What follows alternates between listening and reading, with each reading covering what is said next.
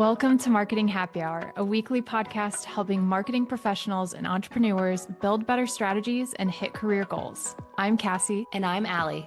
We're marketers and your hosts through these unfiltered convos with your peers and experts in the space. Let's dive in. Grab your favorite drink and let's get to this week's episode.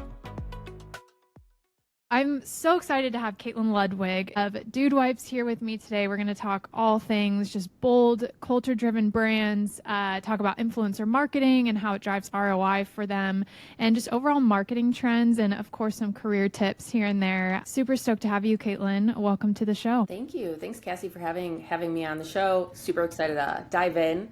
Love what you're doing over here at MHH, and just excited to be part of it. Oh my gosh, thank you so much. Yeah, I was telling you off record, Dude Wipes is such a fun brand, and so just curious to dive into what you guys have been up to lately, and of course your personal story as well. We'll talk more about that. But first, I have to ask you in true marketing happy hour form, is there anything fun that's been in your glass or cup lately? Everything NA. Just really trying to, cleanse the system, get out there. So I've tried basically every canned NA out there. So if anyone that's with an NA company is hearing this, I've probably tried your brand. I probably like it, or I have some feedback for you. Oh, I love it. Yeah, besides that, water. I'm a water girl through and through, so you'll see me sipping on my big old water. I love just overall that industry and this resurgence, not resurgence per se, but like just new wave of the way we consume and celebrate and everything. So no, I totally respect that. That's amazing. So tell us about your story. How did you get to where you are today, and kind of what's your day-to-day looking like right now? Yeah, so I think I have a kind of unique story, or at least I think so. I actually started my career while I was still in college. I am a certified sign language interpreter in the state of Illinois. That's what I studied in college. So I did not study a single hour of marketing in college. I've learned everything in the trade.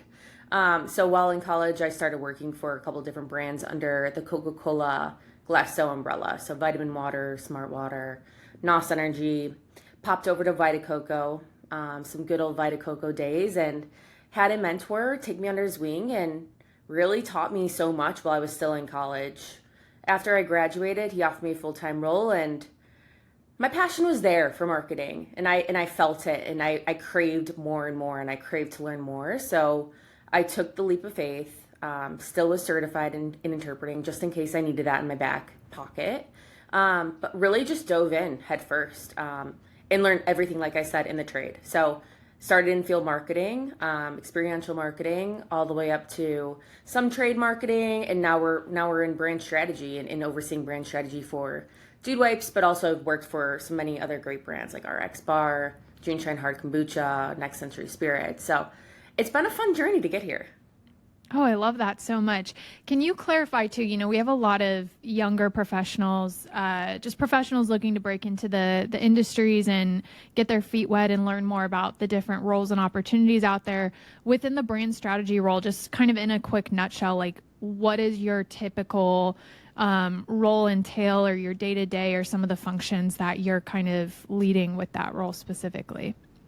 Yeah, a lot of the work happens at the end of the previous year.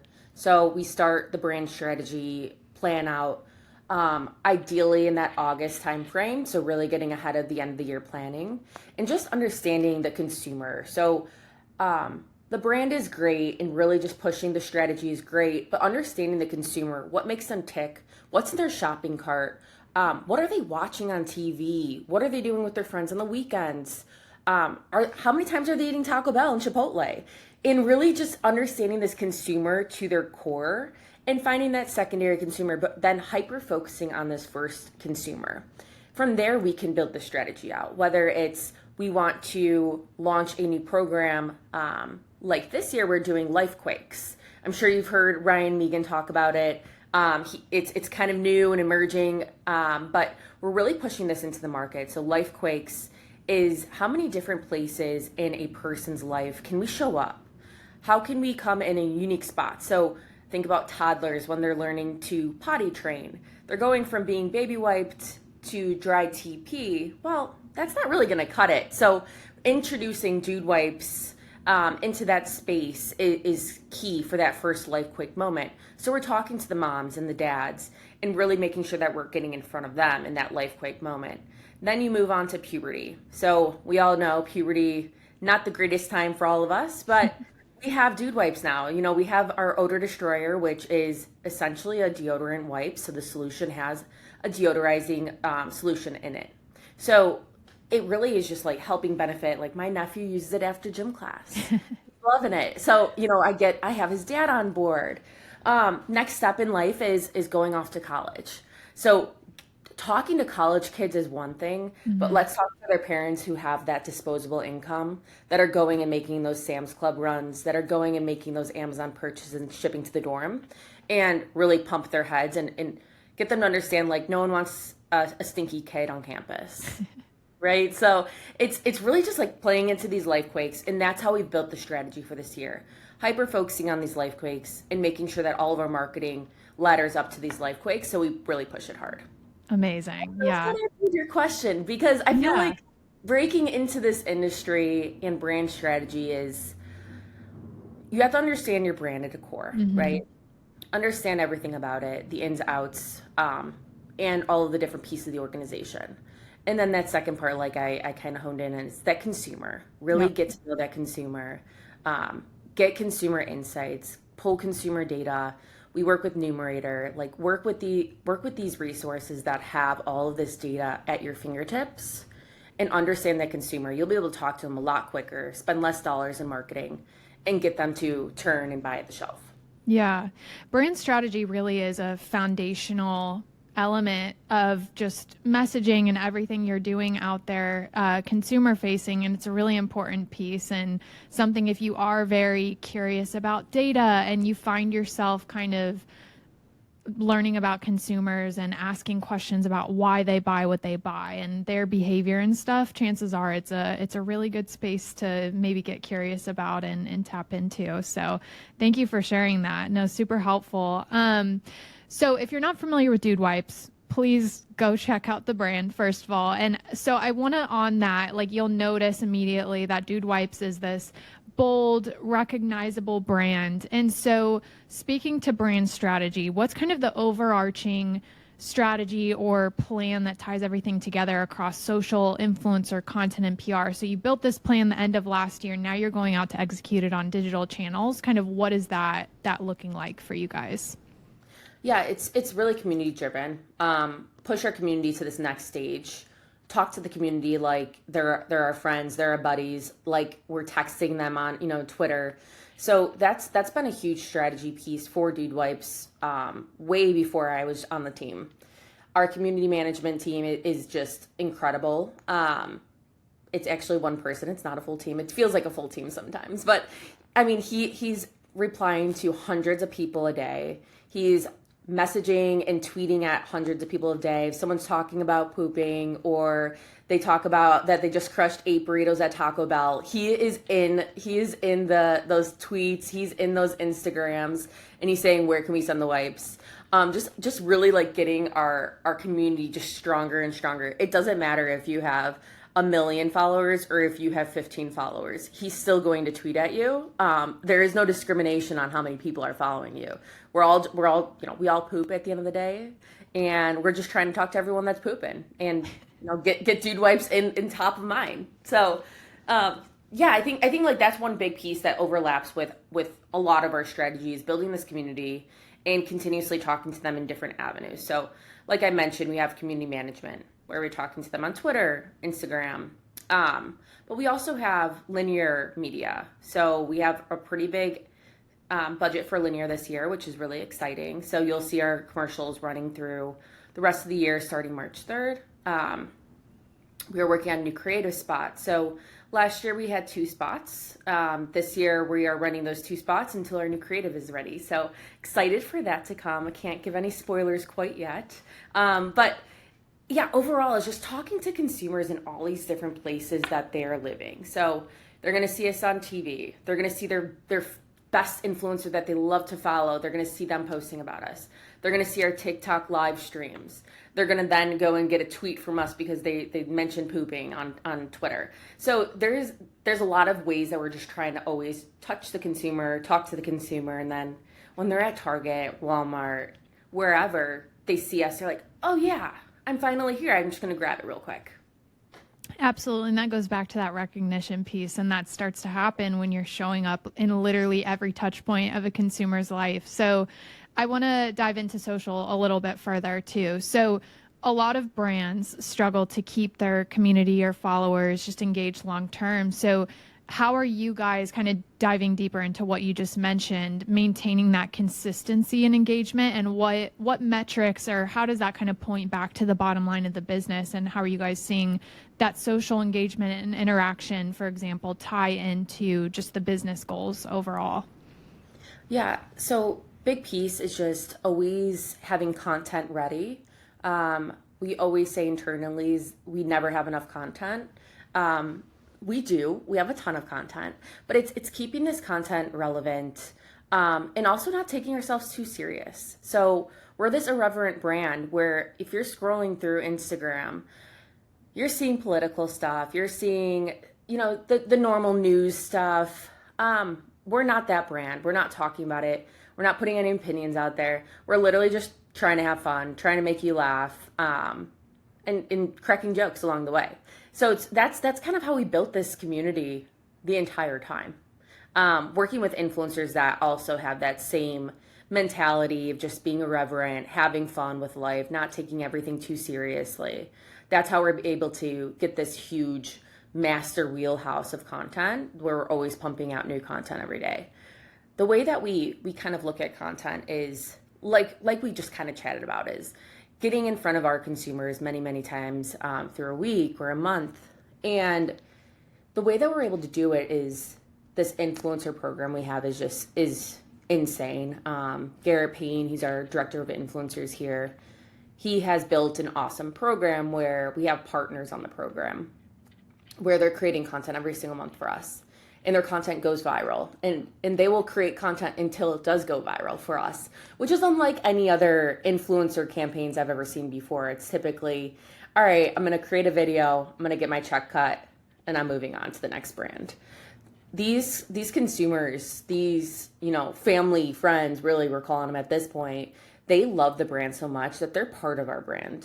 They're part of our team, and they feel that way too. So we really have that trickle into every facet of the business. Like even our brokers and buyers, they feel the same way. They're part of the team. They're part of this overall goal of really just selling more wipes, wiping more butts, as Sean likes to say. And that's kind of like, that's the mantra, is wipe more butts, sell more wipes, and have fun doing it. Life is just, it's too fast, and we can have fun. We can have fun doing the work we do. Yeah. And I think that goes back to one of the ways that you guys are just standing out on social. Consumers see all of these different messages all the time. And so even outside of that bold, fun nature, are there any things that you guys are considering or thinking about when it comes to content to ensure you're standing out? So the reason I'm asking is if there's someone from a brand listening who maybe doesn't have as crazy and fun and bold of a personality as you guys, are there other kind of elements you're considering when it comes to creating content to ensure, hey, this is going to stand out in the feed, it's going to connect with the consumer, etc.? Yeah, that's a great question. So yeah, not every brand can just be talking about poop and bathroom humor, right? So I think a great way to look at it is have fun with your influencers. Make sure that your influencers fit within your brand culture. Would you bring them on board and mentor them? Would you have them as your right-hand woman or man? And think about it like that. Do they fit within your brand? From there, it should be pretty easy and turnkey to have them create content because they're one of you. They're part of your team. So I think it's, get a little bit deeper than just this surface level. This influencer has 50,000 followers and their engagement rate is 6%. Let's look past those numbers for a second. Those numbers are great, and I think there are some CMOs that love those metrics. I would say most CMOs at this point are probably past those metrics. and we want this great content that resonates with consumers. So yeah, let's take a pause from all of that. Just think about numbers. Let's make sure these are good people that fit within the brand.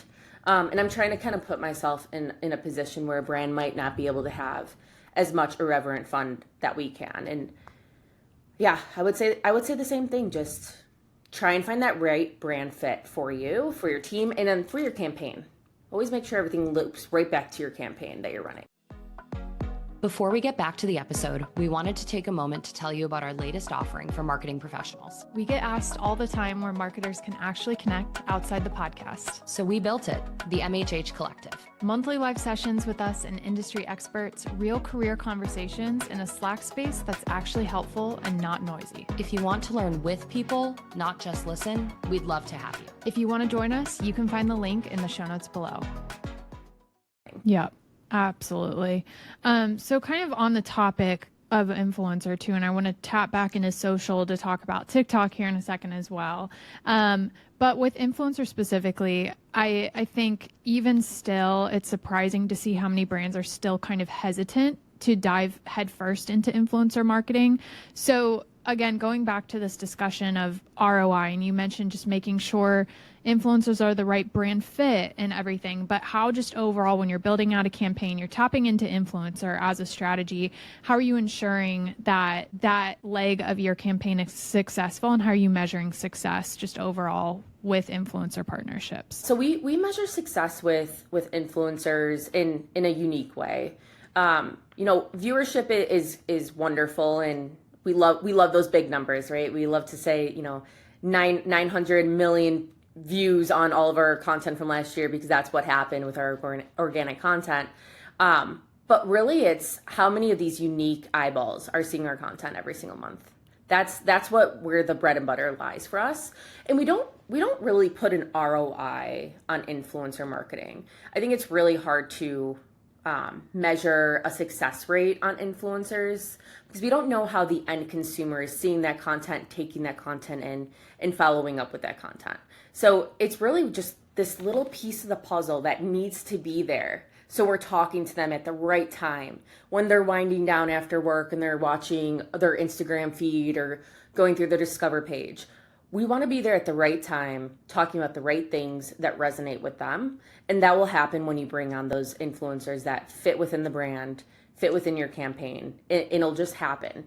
Like I said, it's part of that puzzle piece that I think just needs to be there, gets these wheels turning, and helps get to the end result, buying more wipes. Yeah, great feedback there. So I want to tap back into social specifically and talk about TikTok. TikTok, of course, has given us quite a bit of whiplash in 2025 so far.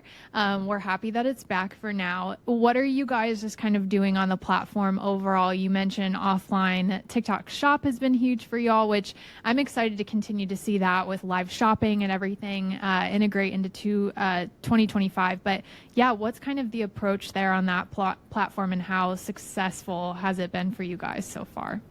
Yeah, test.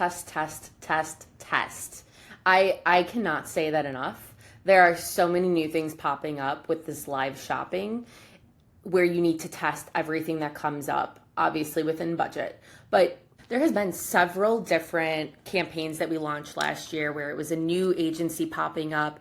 Hey, we have 1,000 creators that are going to talk about your product. Okay, great. We'll sign this deal. Tested it. It worked well. Another one pops up. Hey, we're going to have, 20 creators go live on your behalf. Great. Sign up for it. Wow, that really took off. Let's bring on these 2 top creators that were bringing in $250,000 GMV a month. Yes, some creators are bringing in $250,000 for our business. And they're seeing that 15% commission rates. They're seeing higher commission rates, but really launching into this space and diving headfirst and trusting the process. And anyone that's listening right now, they know TikTok Shop has not been an easy process to learn and adapt to, because it's constantly changing.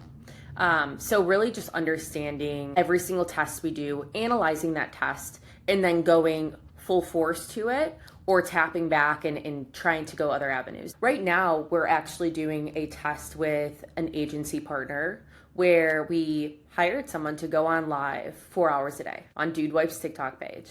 And he's just selling. selling, selling, selling for 4 hours straight. We don't have the bandwidth internally to do that, right? So how can we get there without us all having to work, 80 hours a week just to be on TikTok live? Let's bring in other people. It's okay to spend a little bit of money to see if something works. It's really that test and learn. So we're seeing that this is ramping up again. So TikTok Shop is, I believe, here to stay. I know we had that 14-hour freeze and everyone was afraid, but we're holding solid over here at Dude Wipes, and we knew it was going to come back. But yeah, I guess coming back like full circle, test and learn, and then just adapt to what's working. Make sure your profit margins are there. That's something that I'm constantly preaching to some of my friends in other industries, that profit margin is important because everything is fulfilled through TikTok. So make sure you have that profit margin. But at the end of the day, test and learn, see what works, and go full force. If that's something that's part of your plan for 2025, selling on TikTok Shop, try it. If it's not part of your plan, maybe it could be a plus up for you guys. Yeah. And you never know until you try. Yeah, such a good reminder too. I think sometimes we as marketers get so stuck in this hamster wheel and the same things and strategies that we've been doing. So just that encouragement of trying new things that are a little bit different. Do you have any tips or encouragement for whether it's the young professionals doing the functions, the marketers themselves, or just brands overall, to not be afraid to step out of that comfort zone? It may just be as simple as just do it and go for it, and you have to kind of build up to that. But anything you would say, because I still feel like a lot of brands today are very hesitant to new and different things that they haven't tried before. Yeah, it's scary. It's also it's challenging to get buy-in. So I'm fortunate where I report straight to the CMO, so it's pretty easy to get the buy-in. We're on the same wavelength, if you will. But I do understand. I've been in that place before. It's getting the buy-in. So create a case study. Hey, I wanna build this test run through TikTok Shop. It's going to cost us $10,000 to run it. This is my expected outcome, and if it doesn't hit this expected outcome in GMV, this is what we're going to learn, and this is how we're going to adapt. But don't be afraid. And a lot of leaders want you to take that leap of faith. They want you to test. They want you to learn. They want the best for you. And I know it's sometimes scary to be like, hey, I need, an extra $10,000 to do this test. But overall, you're growing yourself, and like, just take that leap of faith in yourself. Do the research, do your DD, and try. Just try. Put yourself out there. All right. Imagine this. You're out having drinks with your coworkers and they're venting because vetting influencers feels like a full-time job. Been there? If you have, you've got to hear about Popular Pays. Their platform is like having a marketing assistant that's on 24/7. Save Collab, one of their smart tools, takes what used to take hours, like scrolling through creators' posts, checking for red flags, and does it in minutes. I'm talking AI-powered magic that looks at everything. Tweets, TikToks, and even old posts you didn't even know you needed to check. Here's the thing, it doesn't stop after you hire an influencer. Save Collab keeps an eye on your campaigns in real time so you can avoid those oh no moments before they happen. And honestly, in a world where 66% of people will drop a brand if they're tied to the wrong content, this kind of protection is a game changer. So, ready to make influencer marketing less stressful? Head to popularpays.com and book your demo. Trust me, this will free up your time and protect your brand's vibe. Cheers to that. So I want to pivot again into PR and events. We're kind of hitting these different touch points within marketing, which has been so fun to hear your insights. So specifically on this, you all are known for just unique and fun. I feel like that's kind of the key to this episode. Unique, fun, bold brand activation. So what's been one of the most game-changing PR moments or event sponsorships or whatever you want to share just for the brand since you've been a part of it so far? Yeah, there have been so many stunty things we've done. I think the one I've had the most fun with has been the mini pooper. So you can pop over to my LinkedIn and check out our mini pooper, but it's literally a Mini Cooper wrapped with Dude Wipes and has a giant poop on top. So it's been fun. We had our friends over at Out Cold. They're a Chicago-based creative agency. They built our mini pooper for us, and they did a full college tour for us. So we did a college tour through the Midwest, 5 different campuses over 2 weeks. But now we own the car. We bought it outright, and it's, here in Chicago. So we take it places. We do funny, stunty stuff like photoshopping us into the Uber app. Everyone thought that was real. It's not real. You can't get a mini pooper Uber. But like getting funny plates and like getting reactions on social from the plate choices. But that's been one that's been really funny and stunty. We actually had Hard Knocks, like just an organic mention about dude wipes. So the dudes were in the locker room, the Bears were in the locker room, and they were talking about getting flushable wipes. And someone said, "Hey, did you get the dude wipes?" And the guy has like a bottle of Clorox wipes. They're like, "Dude, we can't use that for like, we need dude wipes." So it was organic. We didn't even know until like we were getting texts from friends and family members. So what we did was like immediately send a pallet of dude wipes to their training facility. But we had TMZ draft up this huge like article about the mini pooper delivering a pallet of product, which didn't really happen, but it was a great PR moment. We did send the product, it was there, but this beautiful PR moment came from this. From just an organic mention on Hard Knocks to the mini pooper popping up on TMZ. So millions of eyeballs, millions and millions of eyeballs just for, one little mention. Oh my gosh, incredible. And that's why like social listening is so important, and just literally paying attention to everywhere your brand is being talked about online, because to your point, that just creates a new opportunity that maybe you all probably did not expect, hours or days before that. So kudos to you guys on that. Yeah, quick thinking. We're always on our toes for sure. Marketing doesn't turn off. That is 100% the truth. Marketing never turns off. It does not at all.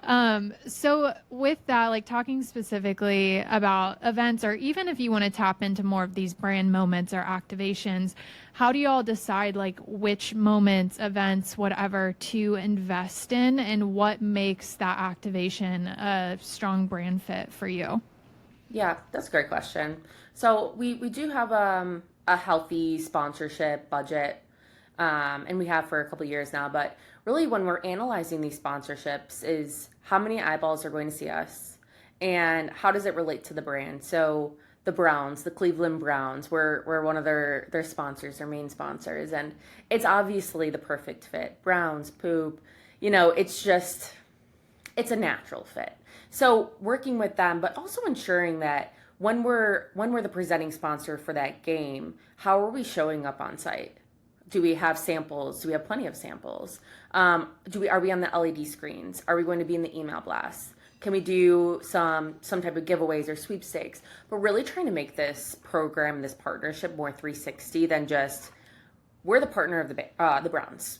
We are the partner of the Browns, but we're also doing a full entire activation around it, that 360, including social media. So I think that's one important piece that we're really good at here, is making sure that yes, we have a great sponsorship. Yes, we put this budget behind it, but how are we plussing it up in natural ways that don't take much lift, don't take much budget, but really pushing the envelope, how many more eyeballs are going to see us, who's hearing about us, and what other social media shares, mention, tweets can we get from this partnership? And do you feel too, just this idea of being a part of multiple touch points, is it because you feel a consumer needs to see the product multiple times for that resonation? Like what's kind of the thought process behind that too? Because I feel like that's always a decision making process that brands go through, is like, should we just put our logo on a banner somewhere? Should we do more? And kind of what's like the reasoning for that, you would say?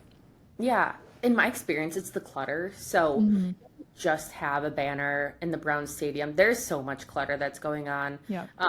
Also, everyone's there for the game.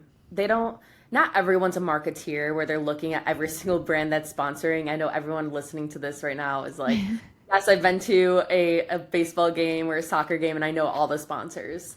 Not everyone is like us, so we need those multiple touch points. So we have the banner. They may see us, they may not. That's fine. But when they're leaving the stadium and they get free samples of dude wipes that they can take home and use, okay, now we have that second touch point. What about the people that weren't at the game, that couldn't partake in that game, that sponsorship game for us? Okay, now they're seeing us on social, or they did see us on TV because we were on one of the LED screens. But really trying to push that envelope, how many people were there in the stadium IRL versus how many people can we touch afterwards, beforehand, outside of those stadium gates. Yeah, that's a great thing to be thinking about, I think, for events, activations, partnerships, etc. So thanks for sharing that. I'm curious too to hear your response to this question, but what is one thing that you think brands are not paying enough attention to, and what do you think they should be doing more of? So I think like things that brands aren't paying enough attention to is like, what are consumers talking about? Like we talked about a little bit was that social listening piece. What are consumers talking about? What are consumers DMing you about? What are people asking about through your customer service channel? And then hyper focusing on what that might be. So if it's a product issue or it's a product request, looking deep into what that might be, and maybe there's a whole new product innovation that can come from that request, that constant DM, that constant tweet, like, hey, we want XYZ what. That is something that I feel like is underused in the brand world. Okay, so another question that I have for you is for marketers who feel like a bold, disruptive brand ties into their brand essence, their brand personality, and they're like, I want to do something like that. Get inspired by Dude Wipes, kind of build a similar persona, for example, obviously not copying the brand, but what is your best advice for just stepping into and kind of honing and owning that kind of personality through every channel, really, so that it's consistent? Yeah, create that community guideline book. I know everyone hates to create these PowerPoints, but create this guideline and stick within those guardrails. That's the biggest thing I've seen success with is once you have those guardrails, you can then go and bring your social media manager on board. They have the guardrails to follow. Or if you have a PR agency that's pitching stories, we have these guardrails, let's follow these guardrails. Everything then is going to fit within that brand voice and tone without getting any confusion because it is in black and white.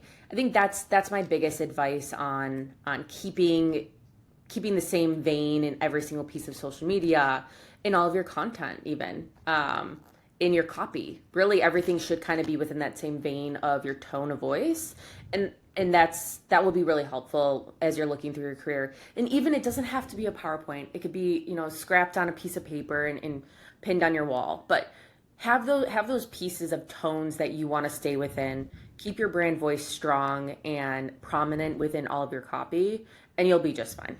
Yeah, absolutely. Making sure it's documented, making sure your team is all aware of how are we going to present this brand in every single channel so that it's consistent. That's such an important reminder, really, to any brand, no matter what personality you have, to be honest. Like making sure that your team is streamlined on that is incredibly important. Yeah. Absolutely. Yeah. Okay. So I got to ask you as we close out here a career question. Just curious again what you're going to say to this, but is there anything that you know now that you wish you knew earlier on in your career? Thinking back to Katelynn in college and just starting out, like what do you wish you knew back then? I don't think I knew it back then, but I did know it deep down is take a chance on yourself. Yeah. That's going to be my number one advice. And I think that kind of streams through the entire, conversation we've had today is take a chance on yourself and believe in yourself because with all the research, all the DD, you can do whatever you want to. And it sounds so cliche, but really it's very true. Take a chance on yourself. No one else is going to do it if you can't do it first for yourself. And put yourself out there. Put your best foot forward. You never know what's out there. Yeah, I love it. Straightforward, but it's so important to remember that no matter how far along you are in your career, don't be afraid to take those chances and opportunities for yourself. Yeah, this has been awesome, Katelynn. We of course want to stay in touch with you personally with Dude Wipes. So what's the best place to connect with the brand and also you personally online? Yeah, feel free to connect with me on LinkedIn. Just super happy to always, chat in the DMs. I'm constantly in there and just replying to everyone that comments in DMs. So feel free to ping me on LinkedIn, but follow the brand on social media. Follow Dude Wipes on Instagram and TikTok, Facebook. I think TikTok is probably one of the bangers right now. So at the very minimum, follow us on TikTok and then Instagram. But if you want a good laugh, tweet at us. I'm sure you'll get a reply. I love it. I'm curious to try that this week, and I'll definitely do that. Yeah, but all of Dude Wipes channels as well as Katelynn's channels are linked below. Go check them out. Follow them, as Katelynn said. But Katelynn, this has been awesome. Thanks for peeling the curtain back on your story and just everything you're working on over at Dude Wipes. Really appreciate it. Thanks, Cassie. Talk soon.